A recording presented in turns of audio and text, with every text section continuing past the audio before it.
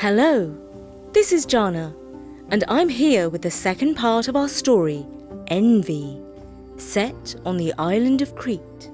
And this story is dedicated to Zoe and Cyrus. In the first part, best friends Emily and Heidi set out on a school trip to Crete. Heidi is studying ancient Greek at school, and her friend Emily, well, she's just going along for the trip. But somehow, it is Emily, not Heidi, who gets all the praise from their teacher for knowing all about Greek mythology and even some modern Greek words.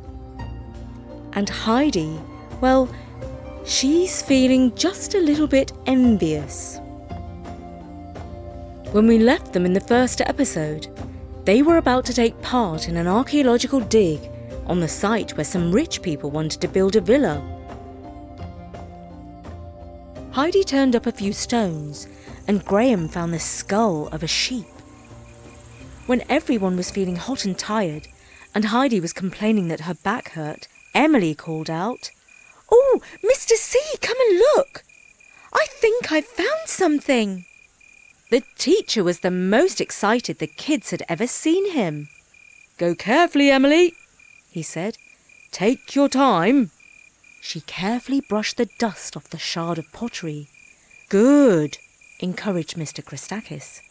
"Yes, well done, Emily. That looks really interesting," said Heidi, who was feeling more envious than ever. How come her friend had all the luck? It was quite a large piece of pot with a geometric pattern on it. The chief archaeologist put on his glasses and examined it carefully. "Well, it's interesting, but I can't say for sure if it's important," he said. "Tell you what, we'll send it to the museum in Heraklion for further examination." "Do you think it's valuable?" asked Heidi. "If it's valuable, it's bad news, I'm afraid, well, for the owners of the land. We'll have to dig even deeper to look for more." And Heidi thought, but it's only ever good news for Emily. The next day they got up early for a longer trip to the ancient ruins of the Palace of Knossos. Mr. Christakis explained that Knossos is by far the largest and most spectacular ancient site on the island of Crete. In the year 1900, it looked like the site where they had been digging the day before. But the British archaeologist Sir Arthur Evans kept on digging and discovered a Minoan palace, which they were now going to explore. "But first, would anyone like to tell us the legend of Knossos?" asked Mr. Christakis. "Oh yes," said Emily. "There was a labyrinth here when the ancient bull monster, the Minotaur, lived. He was killed by Prince Theseus with the help of Princess Ariadne, who gave him a ball of golden thread." "Very good, Emily," said Mr. Christakis. "Yes, Emily, you really know your mythology," said Heidi. "Oh, I learnt it all from the novels I read," said Emily. For Heidi, the feelings in her stomach only got worse when they visited the museum that afternoon. It was full of wonderful things, like pots decorated with swirling octopus legs, frescoes of dolphins, and acrobats jumping over bulls. Heidi loved looking at all these wonderful objects that had come down to us from a joyous ancient civilization. But the most special part was when they had the privilege of visiting the experts who worked behind the scenes. Emily presented the piece of pot that she had found on the dig, and the museum's archaeologist held it in his hands and examined the pattern on it. "It's probably from the late classical period, perhaps 400 BC, he said. "I will consult with my colleagues and I'll let you know what they think in a day or so. But thank you, Emily, for bringing this find to our attention. It's not every day a foreign school student brings in an archaeological artefact." "Good job, Emily," said Mr. Christakis. Emily could not hide her delight at the praise and beamed a smile from ear to ear. Heidi tried to smile, but found it difficult. She knew it was wrong to feel envious of her best friend. She should be happy for her. But deep down inside, She really wished that Emily had not come on the trip. She felt confused. Was she a bad person to feel this way? Normally she could talk to Emily about anything that was bothering her. But this time, Emily was the last person she could talk to. Oh, how she would have loved to catch the plane home right now. And she didn't care if the takeoff was scary, or even if there was bumpy turbulence all the way back to Gatwick. It was early evening when they returned to the stone villa. Mr. Christakis went into the village to order pizza for supper, and Emily went with him to help carry the boxes back. For some reason, that was the last straw for Heidi. Now she felt angry. She went out into the garden and said aloud to nobody, "So Emily is the teacher's pet now? And she's not even in the Greek class!" Heidi wanted to get away from everyone, so she went to the back of the garden and out through the gate. She wandered aimlessly along the cobbled street to the Roman mosaic that Emily had found. There she ran her eyes over the notice board that explained all the points of interest nearby. A little map indicated there was a cave above the village. Legend held that one of the muses of the arts was born there. It had also been used as a hideaway by resistance fighters and bandits in various parts of Crete's history, right up until the Second World War. "I like the sound of that," thought Heidi. "I'll go and find it, and then perhaps Mr. Christakis will notice me and realise that I can show some initiative too." So Heidi walked through the village in search of the path that led up to the cave. She saw an old man sitting outside his house drinking a tiny cup of coffee. "Excuse me, sir," she said. "Where is the cave?" The man smiled, revealing a gold tooth. He clearly did not speak English. Thought Heidi. Here's an opportunity to practice my modern Greek. She had been learning tourist phrases such as, "Where is the hotel?" and "Where is the police station?" and "Where is the toilet?" But so far her video lessons had not given her the word for a cave. But then again, maybe it was one of those words that was the same or similar in ancient and modern Greek. She gave it a go. "Pou ini hospios?" she asked. For a moment, the man looked blank, but then he comprehended. "Spilia," he said. Perhaps he was used to people asking this question, but at any rate, he understood. He stood up from his stool and led her 50 metres along the road to the start of a path, and sure enough, there was a sign in English and Greek pointing to the cave. Heidi wished him well. "Yassas," she smiled, and headed up the path. It was steep and stony, but Heidi's step was almost as springy as a goat. All the same, she wished that she had brought a bottle of water, as she was feeling thirsty. After 15 minutes of climbing, she was rewarded by finding a fresh spring where she could drink and wash her face. Then around the next corner, she found the entrance to the cave and a little Greek Orthodox chapel made out of whitewashed stone. She tried the door to the chapel and it was locked. So instead, she ventured inside the cave using her phone as a torch. At first the cave seemed quite small, but then it widened out. She found herself walking among pointy stalagmites and stalactites that looked like teeth. It was as if she was inside the mouth of a minotaur himself, but she was too mesmerized to be afraid. She felt the thrill of discovery. Of course, many people had been here before, but she was the first from her class to visit the cave. Not even Mr. Christakis had mentioned it. Yes, she, Heidi, had found the birthplace of one of the ancient muses. This was where it happened, and its subsequent history had been exciting too. Bandits and rebels had hidden out here.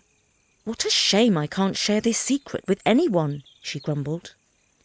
"If I tell Mr. C, he'll probably give me detention for a week for leaving the villa. The only time he notices me is to tell me off. In fact, the best thing I can do is just stay here. He won't even realise that I've gone. I'll spend the night here and then go down for breakfast. That's what I'll do, yes. It will be a test. If he doesn't realise that I'm not there, that will prove he's a bad teacher. and it's not my fault he's biased against me." So Heidi lay down in the mouth of the cave. She was so wrapped up in her feelings and thoughts that she forgot to turn the torch off on her phone, and soon the battery was dead. Meanwhile, the rest of the kids were eating pizza under the veranda of the villa. Emily was looking around anxiously for her friend. She did not like to point out that Heidi was not there in case it got her friend into trouble. But as soon as dinner was over, she went back to their room expecting to find Heidi lying on the bed. She had noticed that Heidi was quieter than usual, but had not spoken to her about it. She felt uneasy, as if there was some unspoken tension between them. She couldn't imagine anything she may have done wrong, but it couldn't have been serious. Surely it was just a mood, just a little rough patch between best friends. She decided it was better to say nothing and wait for it to pass. But of course Heidi wasn't in the girls' bedroom, nor was she hanging out with the boys in the other room, and she could not find her in the garden either. In fact, none of the other kids had seen Heidi for at least an hour, perhaps more. "Oh dear," thought Emily, wringing her hands. "What must I do?" It was time to tell Mr. Christakis. She knocked on his door and explained that she couldn't find Heidi. "Wasn't she at supper?" he asked. "No, she wasn't," said Emily. I thought that perhaps she wasn't feeling well and that she was in our room, but after supper I couldn't find her there either. I have asked around and no one else had seen her." "You are a good friend to Heidi.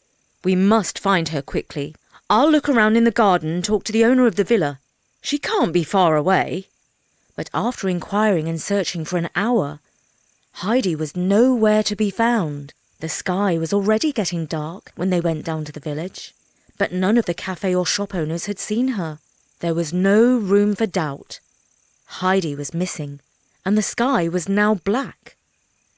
"Oh dear," said Mr. Christakis. Only he did not quite say that. He used a word that teachers aren't supposed to use.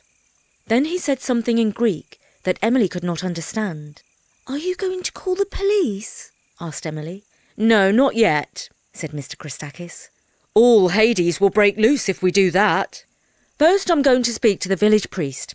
He will know what to do, and if he doesn't, he can at least pray for us." Meanwhile, Heidi half opened her eyes and looked at the moonlight that was shining on the wall of the cave. The shadows of a tree seemed to form the shape of a dog. "Oh, that's Shumpy," she thought, thinking of her little dog at home. She recalled how Emily had been terrified of her dog when she first got him, and how hard she had worked to overcome her fear for the sake of their friendship. "Emily's my best friend," she thought. "She will notice I'm not there, and I don't want to worry her. I'd better go back before they call for a search party."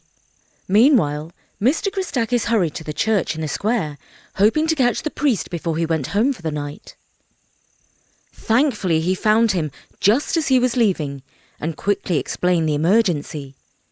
The priest invited Mr. Christakis into his office and gave him some spiritual help, known locally as Raki, as well as some practical assistance. He used his phone to gather a group of 10 friends, and they went around the village, knocking on doors and asking if anyone had seen an English schoolgirl. Eventually they found the man who directed Heidi to a path that led to the cave. While all this was happening, Heidi was descending down the path, but as her phone had died, the only light she had came from the full moon. She did not get very far before her sandal stubbed a stone, causing her to stumble and fall. Ow! Her ankle hurt! Now she could only limp down the path, and her vision was even worse because her eyes were wet with tears. She heard dogs barking, and although she loved dogs, she felt afraid because she thought there might be wild dogs on the loose at night. "Oh, I wish I had stayed in the cave," she thought sadly, and then she sat down on a rock and cried. Heidi had no idea that Mr. Christakis and the priest were heading up the path using big flashlights, to help guide their steps. Time stopped still, and it seemed like hours and hours passed while she was sitting and crying on that moonlit rock.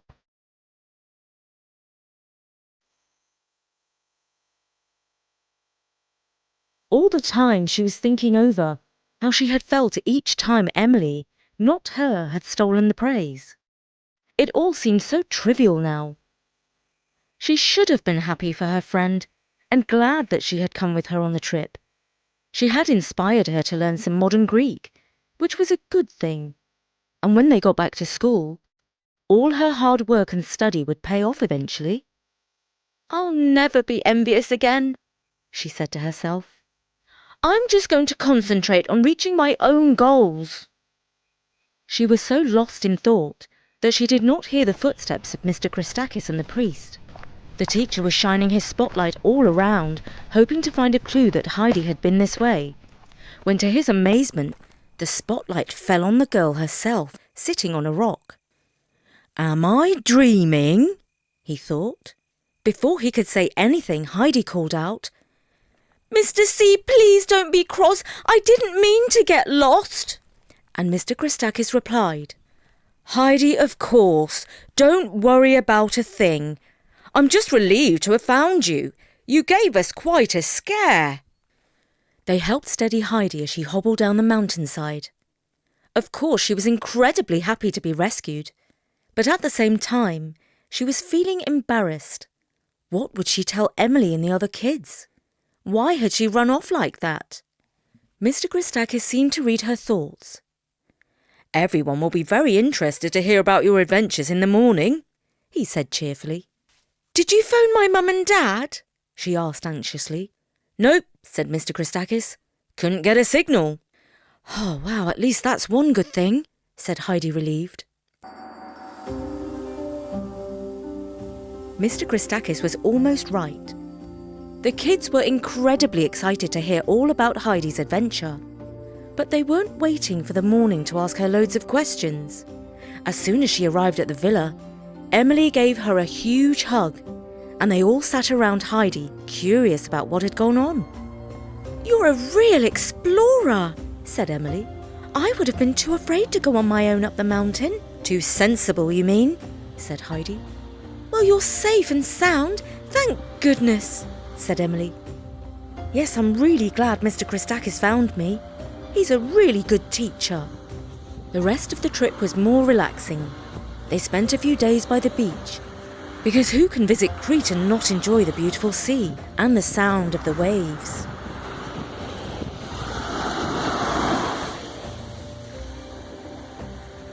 Mr. Christakis received a call from the museum. "Oh, it's bad news," he said. "For the Germans who want to build the villa, at least. The pot that Emily found is even older than we thought. It dates from the Minoan period. Basically, it means that is an important archaeological site, and there are probably many more interesting things to find there. They'll be digging for at least another 2 years." "Oh, Emily, you are a real archaeologist," exclaimed Heidi. And this time, the praise for her friend was heartfelt. And that was Envy, written by me, Jana, and Bertie for Story Nori. We do hope that you enjoyed the adventures of Emily and Heidi. And I'd like to give a shout out to 2 of our listeners, Cyrus and his sister Zoe. And hello to their mum Sarah too. Cyrus sent us a story about Felix, an old man who finds a magic ring. Felix wishes for a castle and wealth, inviting the poor to live there and eat all they like. However, an evil wizard, disguised as a beggar, tries to steal the ring. Felix, in the nick of time, wishes for the wizard to lose his power. Thank you, Cyrus, for showing us how to use good fortune for good deeds. His sister Zoe has been busy writing too. She sent us a story featuring Katie the witch, her best friend Isis, and a new girl at school called Laura. Their friend Paul arrives too, via some transportation magic. As it happens, Laura has a little magic in her too, and uses it to help fix things around her grandpa's house. Only she doesn't tell him. Thank you, Zoe, for writing a story that is true to the spirit and characters of Katie the Witch. If anyone would like to support Story Nori, perhaps the easiest way is via PayPal. There's a link on the front page of our website. You can also write nice comments about us in Apple Podcasts or other apps. And by the way, you can subscribe to our audio on YouTube now. From me, Jana, at storynori.com. Bye for now!